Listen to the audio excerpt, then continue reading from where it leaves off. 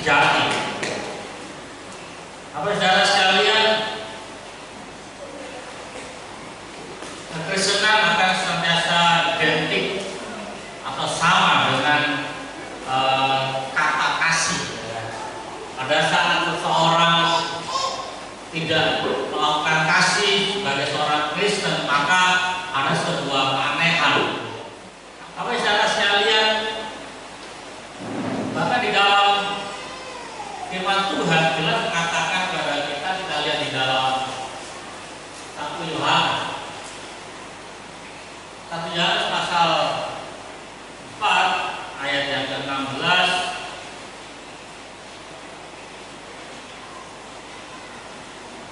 Rasul Yohanes menuliskan kepada kita semua, dikatakan kita telah mengenal dan telah percaya akan kasih Allah kepada kita. Allah adalah kasih, dan barang siapa tetap berada di dalam kasih, ia tetap berada di dalam Allah dan Allah di dalam dia. Jadi ini menjadi sebuah dasar akan kehidupan kita bahwa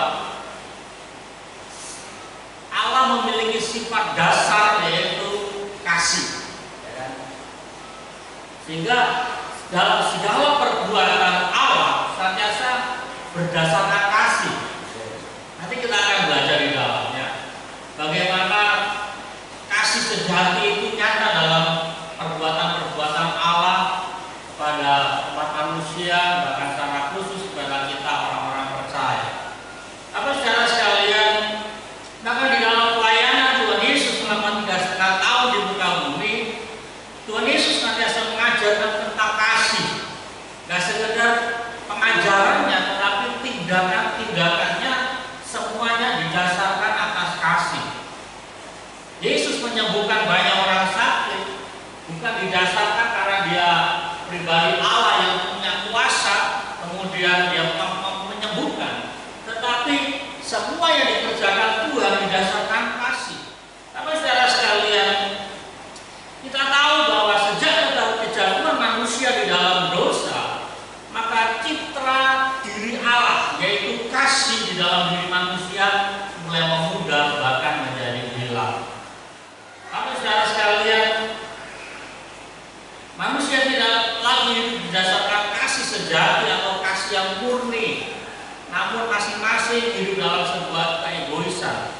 Di dalam Yakobus pasal 3 ayat 16 menuliskan pada kita semua, oleh karena kepentingan diri sendiri inilah, kepentingan diri sendiri tadi saya akan pakai istilah keegoisan manusia.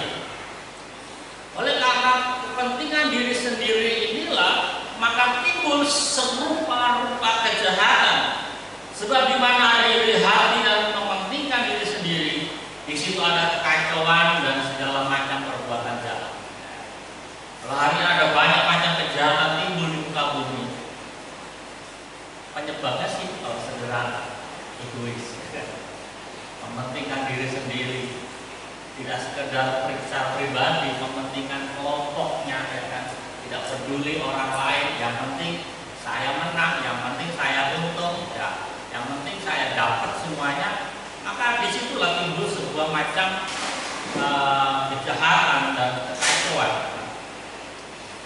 Dikatakan karena kejahatan dan kedurhakaan manusia semakin meningkat, maka di akhir zaman ada timbul dua faktor yang semakin parah. Tapi pasal 24 ayat 12 katakan, dan karena makin bertambahnya kedurhakaan, maka kasih banyak orang akan menjadi dingin. Ya. Di saat seseorang semakin dikuasai dengan keegoisan, kepentingan diri sendiri, maka kasih di dalam dirinya akan semakin dingin. Enggan lagi untuk saling mengasihi, menjadi tawar. Ibaratnya sekali menolong orang lain, dibohongi, dua kali menolong lagi, dikibuli. Maka apa percuma saya menolong, nggak ada faedahnya. Kita berbuat baik, apa untungnya buat saya? Saya melakukan firman Tuhan, apa nggak ada faedahnya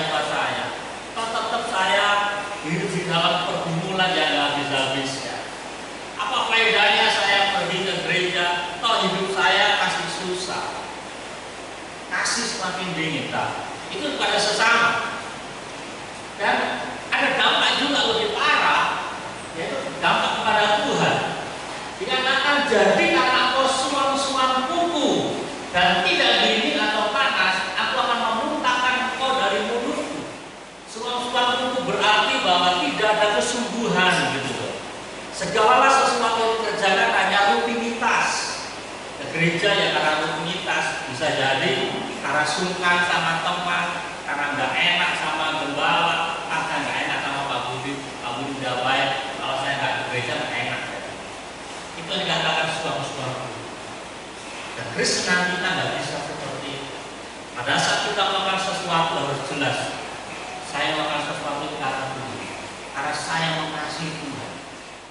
Oleh karena itu mari saya katakan bagaimana kita sebagai orang Kristen dapat memahami tentang kasih sejati ini. Pertama adalah Allah adalah kasih. Tadi saya katakan di awal, Allah nggak bisa dilepaskan dengan kata kasih. Dan semua tindakan-tindakan Allah dalam ibadah kita tadi didasarkan kasih. Untuk dapat memahami tentang kasih yang sejati, kita tidak dapat belajar dari dunia. Tidak bisa. Dunia senantiasa memberikan kasih yang abal-abal, apa istilah itu. Dunia memberikan kasih yang semu. Yesus katakan, kalau kita berbuat baik kepada orang yang berbuat baik, apa bedanya dengan orang dunia? Tapi saudara sekalian, jelas kasih Allah tidak dapat dilakukan lagi, karena Dia telah menyatakan kasih-Nya sebagaimana yang kita alami pada saat ini. Kalau kita dapat percaya dan belajar mengenal akan Allah, itu juga bukan karena kuat dan gagah kita sebagai manusia, namun 100% karena kasih Allah. Melalui kuasa Roh Kudus kita dapat mengenal Dia. Apa saudara sekalian, saya dan saudara hari ini dapat menerima akan kasih Tuhan, ya. Kita dapat mengenal Dia. Jelas bukan karena pengetahuan kita, tetapi Allah sendiri yang turun. Allah sendiri yang menyatakan akan kasih-Nya. Ada dua hal cara Tuhan. Pertama adalah secara umum. Secara umum adalah bagaimana Tuhan menyatakan kasih-Nya melalui ciptaannya. Di dalam kitab Mazmur disampaikan untuk pemimpin biduan, Mazmur Daud, langit menceritakan kemuliaan Allah dan cakrawala memberitakan pekerjaan tangannya. Artinya, kalau hari ini kita masih bisa melihat pohon, hari ini kita masih bisa melihat ciptaan Tuhan lainnya, itu adalah cara Tuhan menyatakan kasih-Nya. Dan Allah juga menyatakan kasih-Nya secara khusus kepada umat manusia melalui karyanya. Karya apa? Dari peristiwa Natal, itu karya Tuhan.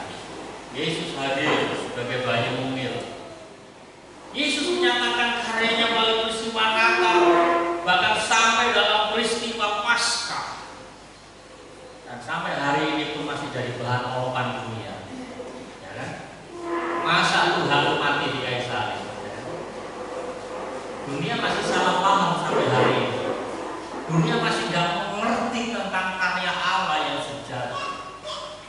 Dari peristiwa Natal sampai dengan peristiwa Paskah, jadi olokan dunia dan ejekan dunia. Dunia nggak mengenal mengerti tentang karya Allah. Bahkan sampai peristiwa Pentakosta pun jadi bahan olokan sampai hari ini. Sejak awal Pentakosta orang-orang katakan kayak mereka mabuk anggur. Mereka mabuk anggur. Dan sampai hari ini ada beberapa gereja-gereja yang non karismatik dan Pentakosta masih mengejek tentang baptisan Roh Kudus, ya. Sama-sama orang Kristen. Mereka nggak mengerti tentang cara Allah menyatakan kasih-Nya. Padahal Allah menyatakan karyanya jelas secara khusus. Yohanes pasal 3:16 itu adalah cara Allah menyatakan karyanya secara khusus. Saya hanya kasih satu ayat, ya kan? Tapi contoh besarnya tadi secara peristiwa Natal, peristiwa Paskah, dan peristiwa Pentakosta. Itu adalah cara Allah secara khusus, ya kan? Khususnya apa? Secara pribadi Allah hadir, ya kan? Tanpa perantara apa-apa. Oleh karena itu, mari Bapak Saudara sekalian, sebagai pengikut Kristus kita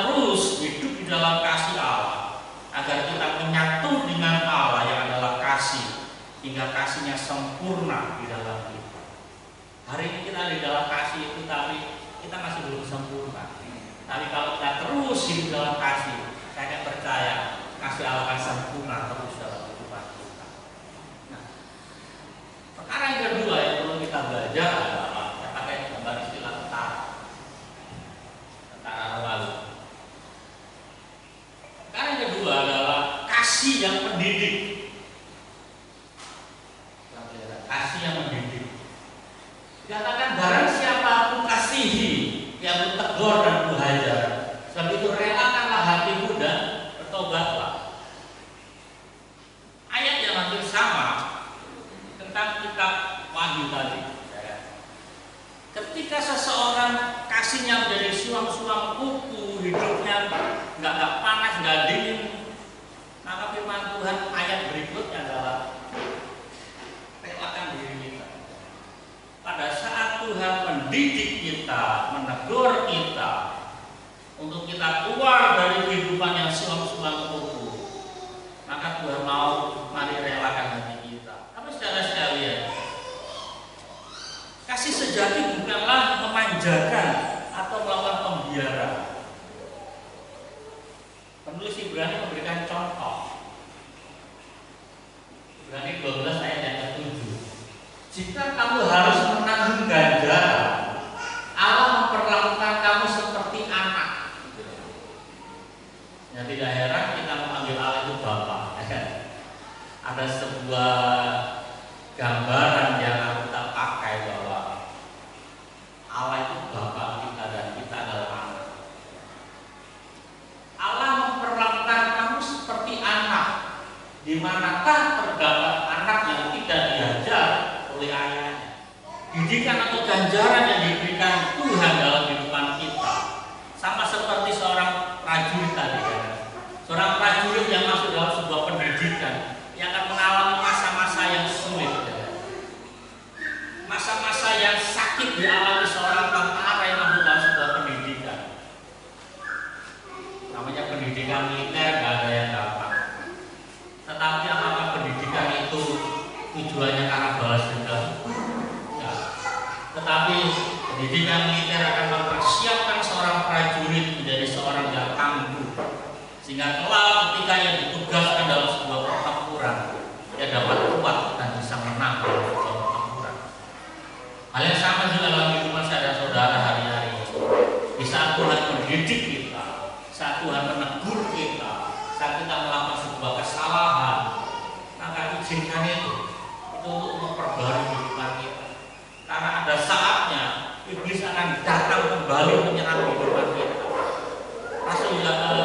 Rasul Paulus sampaikan bahwa kita harus mengenakan rasul perlengkapan rohani. Kita tahu ya itu.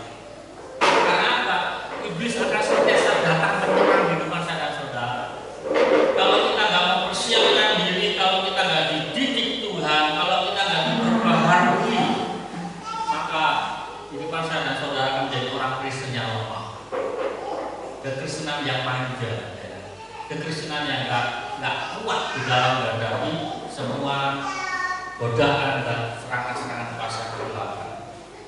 Tapi saudara sekalian, tentu di saat Tuhan menegur kita, di saat Tuhan mendidik kita, kita sebuah respon. Di saat kita memiliki respon yang positif, di saat kita memiliki respon yang benar terhadap teguran daripada Tuhan, kita memiliki saran dan tegur, macam-macam cara Tuhan menegur. Bisa melalui musibah, Tuhan tegur. Bisa melalui sakit penyakit, bisa melalui masalah, Tuhan tegur kehidupan cara saudara. Di saat kita mengerti bahwa ini adalah teguran daripada Tuhan, dibutuhkan sebuah respon. Di saat kita memiliki respon yang positif, dipastikan saya dan saudara akan diubahkan dan berubah. Tetapi kalau kita memiliki respon yang tidak baik, saya benar loh, saya nggak salah kok, maka kita akan sulit diperbarui dan kehidupan kita akan semakin terpuruk. Makanya sering saya sampaikan, saat kita nggak ada sebuah pergumulan, persoalan, kita jujur, kita introspeksi diri kita. Tuhan, apakah ada dosa atau kesalahan saya? Kalau ada kesalahan kita, ya berarti ada pertobatan yang perlu kita lakukan. Kalau kita jujur dalam diri kita sendiri dan kita katakan, oh saya clear, saya nggak ada salah, berarti itu sebuah ujian. Kalau namanya ujian, berarti siap-siap saudara next level. Kalau ada sebuah kesalahan, saudara tapi tampil kata akan bertobat. Artinya ada sesuatu yang diperbarui. Perkara yang ketiga, berbicara tentang kasih yang sejati adalah kasih tanpa syarat. Roma pasal 5 ayat yang ke-8.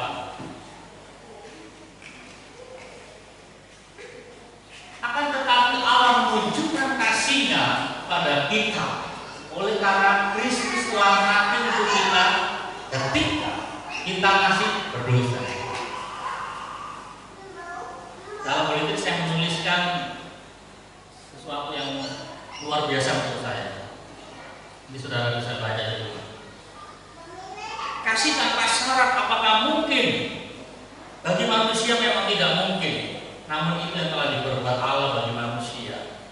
Karena tidak mungkin manusia yang berdosa dapat mendekat kepada Allah dan mengasihi Allah yang kudus.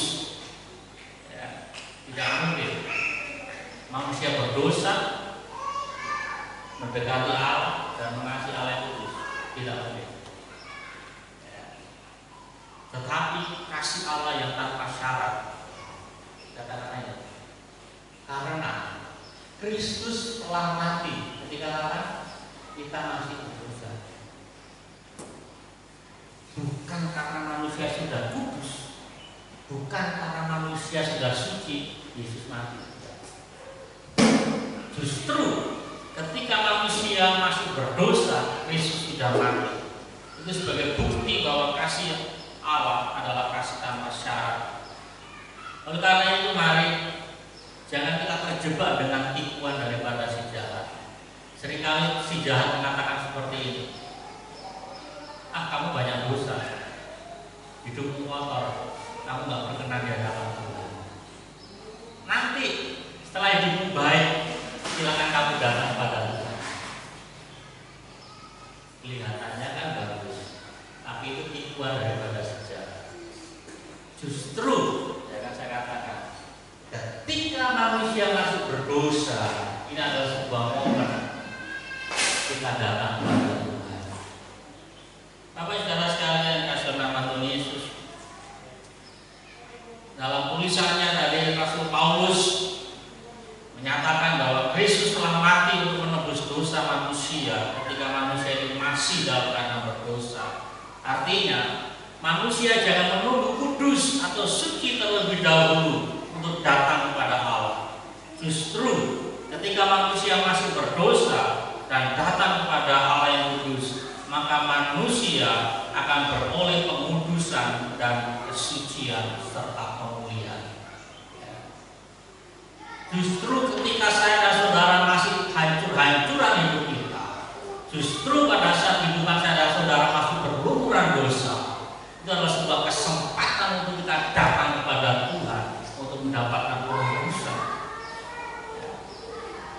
Jelas Yesus sampaikan di dalam beberapa ayat, anak manusia datang bukan untuk orang sehat, ya kan?